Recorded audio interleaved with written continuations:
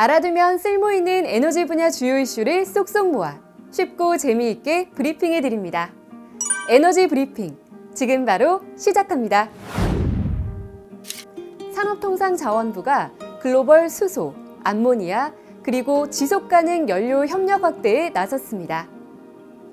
산업통상자원부 박종원 통상차관보가 지난 15일 일본 오사카 힐튼 호텔에서 열린 제1차 지속가능 연료 장관 회의와 제7차 수소 에너지 장관 회의에 참석했습니다.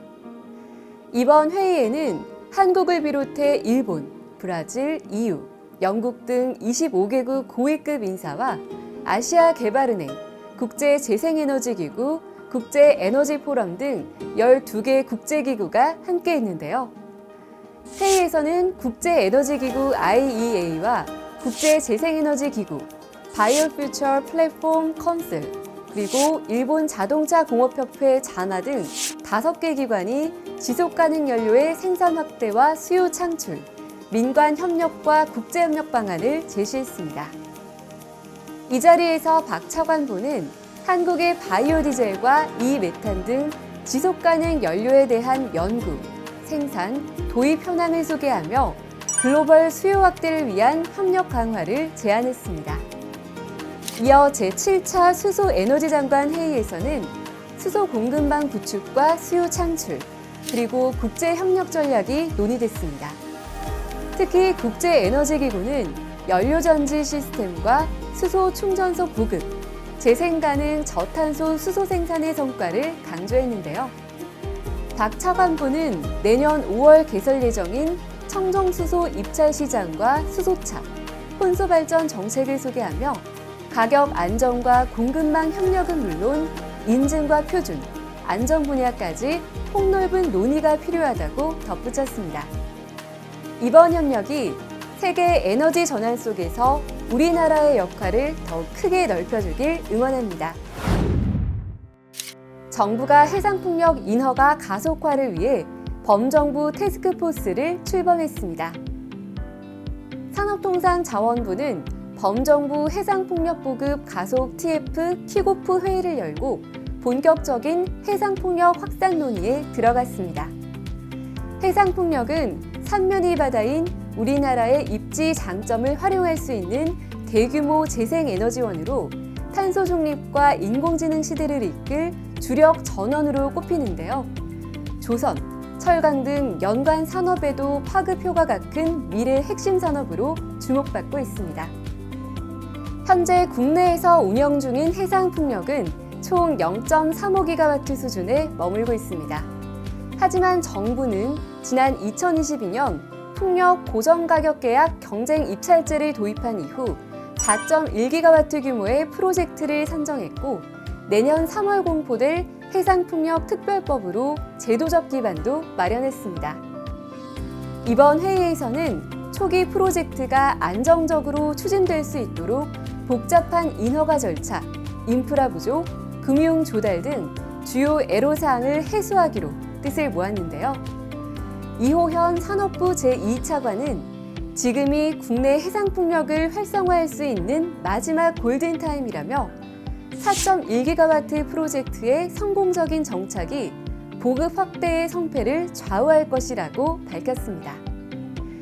이어 관계부처 모두가 원팀이 되어 인허가 단축과 인프라 확보, 금융 지원에 역량을 집중하겠다고 덧붙였습니다. 이번 출범이 우리 해상풍력이 본격적인 성장 궤도에 오르는 결정적 계기가 되길 기대해봅니다. 브라질이 풍력과 태양광 전력 비중 30%를 처음으로 돌파했습니다. 에너지 싱크탱크 엠버가 공개한 자료에 따르면 지난 8월 브라질의 풍력과 태양광 발전 비중은 전체 전력 생산의 34%를 기록했습니다. 한 달 동안 1,900만 메가와트시, 즉 19테라와트시를 생산하며 역대 월간 최고치를 새로 쓴 건데요. 이는 평균적으로 브라질 가정 약 1억 1,900만 가구가 한 달 동안 사용할 수 있는 전력량입니다. 특히 이번 기록은 브라질의 주 전력원인 수력 발전이 4년 만에 최저 수준으로 떨어진 상황에서 이뤄져 더욱 의미가 큽니다. 같은 달 수력 발전 비중은 전체의 48%에 머물렀고 화력 발전은 14%로 낮은 수준에 그쳤습니다. 엠버는 풍력과 태양광의 급성장이 화석연료 사용 급등을 막았다고 분석했는데요. 실제로 브라질의 재생에너지 비중은 빠르게 확대되고 있습니다. 2024년 기준 풍력과 태양광은 전체 전력의 24%를 차지하며 5년 전보다 2배 이상 늘어났습니다. 이와 함께 브라질의 전력 부문 탄소 배출량은 2014년 정점을 찍은 뒤 2024년까지 31% 감소했습니다. 같은 기간 전력 수요가 22% 증가했음에도 재생에너지 확대가 수요 증가분을 상쇄했을 뿐 아니라 화석연료 발전량도 45% 줄이는 효과를 냈다는 분석입니다. 전문가들은 10년 넘는 꾸준한 풍력, 태양광 투자와 최근 태양광 확대가 이번 성과를 이끌었다고 평가하면서 브라질이 이제는 수력에 더해 태양광과 풍력을 축으로 한 새로운 전력 구조를 구축하고 있다고 설명했습니다. 브라질의 변화가 세계 재생에너지 확산에 긍정적인 신호가 되어 앞으로 더 많은 나라들이 기후 대응의 속도를 높여가길 바랍니다. 열에 달아오른 뜨거운 쇠를 쇠망치로 내려치며 뭔가를 만드는 대장장이 같은 사람들이 진짜 기회를 잡는다고 합니다. 쇠는 가만두면 그저 덩어리에 불과하지만 두드리고 또 두드려야 비로소 쓸모있는 모양으로 태어나죠.